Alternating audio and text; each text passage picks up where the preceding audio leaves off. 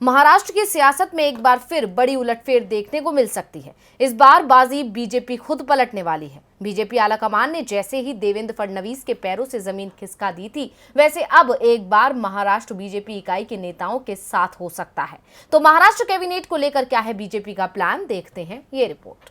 एकनाथ शिंदे और फडणवीस की शपथ को 3 हफ्ते बीत चुके हैं, लेकिन अब तक कैबिनेट का विस्तार नहीं हो पाया है।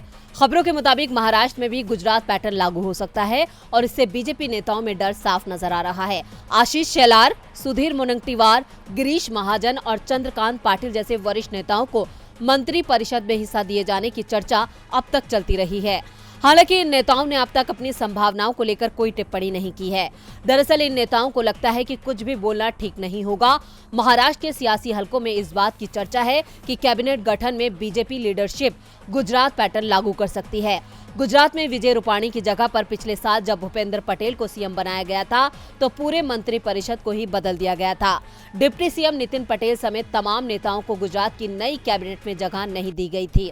कहा जा रहा है कि ऐसा ही फार्मूला महाराष्ट्र में लागू हो सकता है और पुराने चेहरों की बजाय कई नए लोगों को जगह दी जा सकती है। ऐसे में महाराष्ट्र बीजेपी के दिग्गज चुप रहने में ही अपनी भलाई समझ रहे हैं और हर सवाल के जवाब में यही कहते हैं कि पार्टी जो जिम्मेदारी देगी उसे उठाने के लिए तैयार हैं। पार्टी के जो नेता कैबिनेट में जाने को आतुर हैं, वो अब खामोश हैं।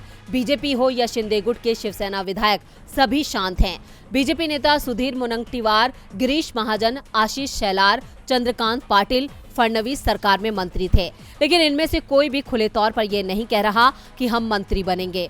देवेंद्र फडणवीस को लेकर बीजेपी नेतृत्व पहले ही चौंका चुका है। फडणवीस के सीएम बनने की चर्चा थी, लेकिन डिप्टी सीएम का पद दिया गया। यही वजह है कि गिरीश महाजन, आशीष शेलार और चंद्रकांत पाटिल समेत तमाम नेता कोई रिस्क लेने को तैयार नहीं हैं और चुप्पी साधे हुए हैं। डीबी लाइव की रिपोर्ट।